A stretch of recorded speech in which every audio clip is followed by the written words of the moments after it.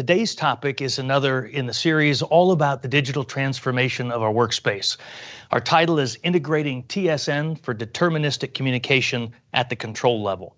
We'll be using examples from the automation, manufacturing, and semiconductor industries. We want to speak to the benefits of integrating OT and IT in this way for things like time-stamped information and advanced analysis for edge AI.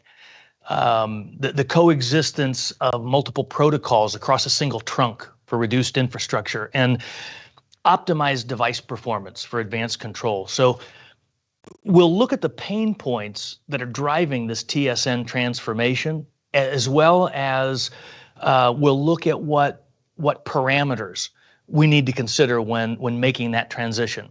And then finally, we'll see how this transformation is sparking new innovation in manufacturing. Folks, don't forget to click the link to join our premiere day. We'll send you an update on the first day that we launch each of our InnoTalk topics. You'll be the first to see it.